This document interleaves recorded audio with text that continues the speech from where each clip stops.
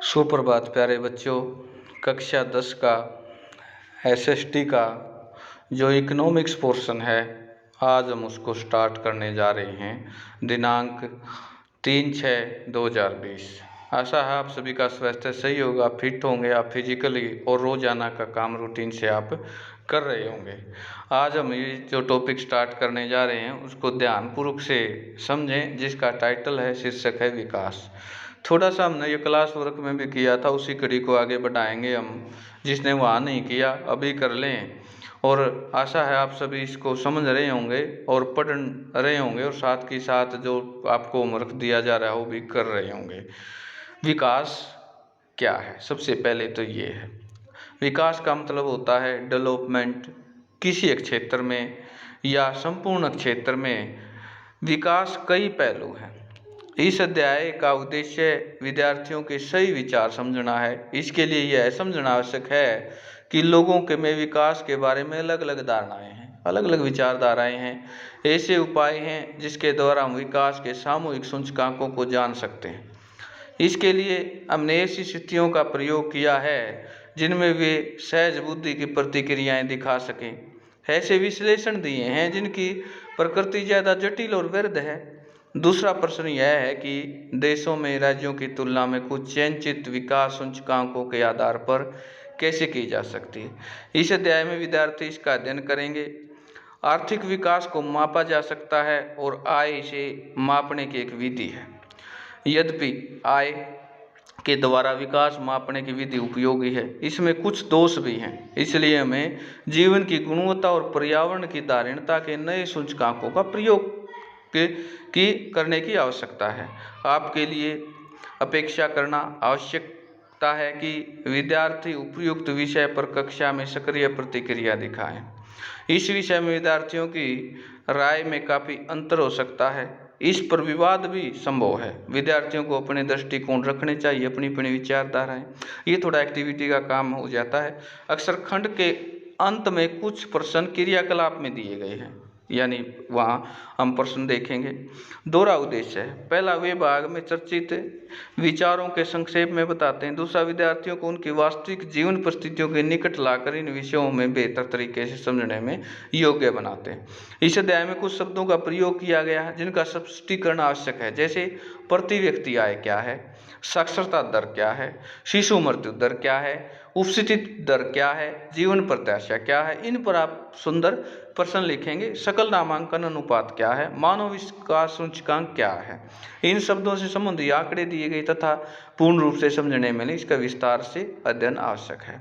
आपको क्रय शक्ति क्षमता अवधारणा भी स्पष्ट करना होगा, जिसका तालिका 1.6 में प्रति व्यक्ति आय की गणना के लिए प्रयोग किया गया। यह आवश्यक है इन शब्दों का प्रयोग चर्चा की सहायता से किया जाए, न उनको कंठस्थ करने के लिए।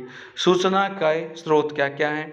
इस अध्याय में आंकड़ों के राष्ट्रीय परिवार स्वास्थ्य सर्वेक्षण, राष्ट्रीय अर्थव्यवस्था सांख्यिकी हैंडबुक, भारत सरकार द्वारा प्रकाशित आर्थिक सर्वेक्षण, संयुक्त राष्ट्र संघ विकास कार्यक्रम, मानव विकास रिपोर्ट, विश्व बैंक द्वारा प्रकाशित रिपोर्टों के लिए दिए गए रिपोर्ट हर वर्ष प्रकाशित किए गए हैं। यदि आपके विद्यालय में पुस्तकालय में ये रिपोर्ट है तो उन्हें देखना अच्छा होगा, अगर नहीं है तो संस्थाओं में वेबसाइट पर जा सकते हैं। अब है आर्थिक विकास की समझ। विकास क्या है? विकास अथवा प्रगति की धारणा हमेशा हमारे साथ है, यानी विचारधारा। हमारी आकांक्षाएं और इच्छाएं हैं कि हम क्या करना चाहते हैं, अपना जीवन कैसे जीना चाहते हैं। इसी तरह हम यह विचार रखते हैं कि कोई देश कैसा होना चाहिए, हमें किस अनिवार्य वस्तुओं की आवश्यकता है, क्या सभी जीवन से बेहतर हो सकते हैं, लोग मिलजुल कर कैसे रह सकते हैं, क्या और अधिक समानता हो सकती है। विकास इन सभी प्रश्नों पर विचार करने और लक्ष्यों को प्राप्त उपायों से जुड़ा है। यह काम जटिल।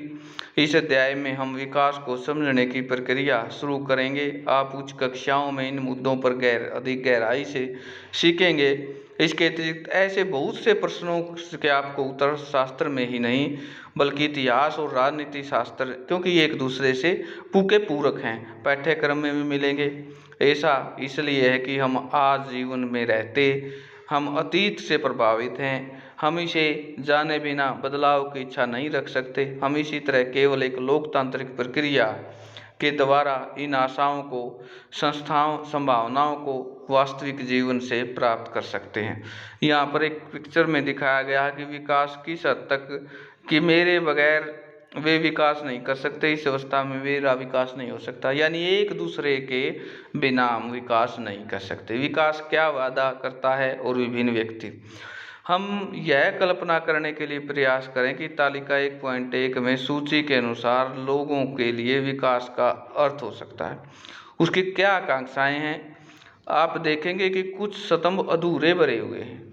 इन तालिका को पूरा करने के लिए कोशिश कीजिए। आप चाहें तो किसी भी श्रेणी के व्यक्तियों को जोड़ सकते हैं।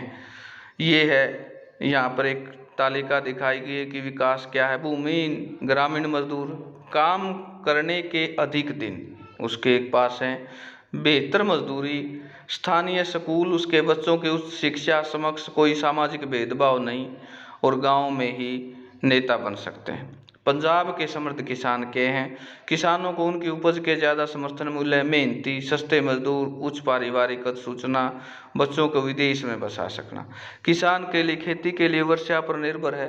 बिल्कुल सही है। इस टेबल को हम पूरा कर लेंगे यहाँ से कि वर्षा एक ऐसा किसान का रीढ़ है जो उसको उभारती है। भूमि भूस्वामी ग्रामीण परिवार, इस टेबल को इस प्रकार से आप पूरा कर लें। भरने के लिए इसका निरीक्षण करें और सभी विकास के निरीक्षण करते हुए इन सभी विकास की प्रगति में एक जैसा विचार है, संभवतः नहीं है, अलग अलग चीज़ें पाना चाहता है। ये ऐसी चीज़ें चाहते हैं कि उनके लिए सर्वाधिक महत्वपूर्ण है, अर्थात वे चीज़ें जो उनकी आकांक्षाओं और इच्छाओं को पूरा कर सकें। वास्तव में कई बार दो या दो से अधिक गुट ऐसे होते हैं जो समस्त विरोध कर सकता है। एक लड़की अपने भाई के समक्ष अपनी आज़ादी के अवसर मिलने पर भाई को घर से कामकाज में हाथ बटाएगा। आशा रखती है कि हो सकता है कि भाई को यह पसंद न हो। इसी तरह अधिक बिजली पाने के लिए उद्योगपति ज़्यादा बांध चाहते हैं। यानी अलग अलग लोगों की अलग अलग विचारधाराएं हैं कि उनका विकास कैसे होगा।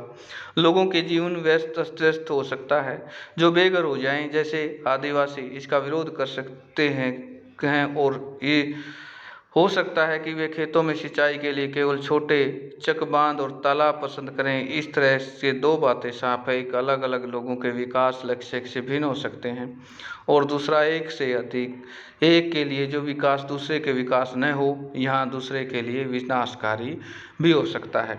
तो प्यारे बच्चों, आज के लिए इतना ही करेंगे। हम कल आय और अन्य लक्ष्य के बारे में पढ़ेंगे।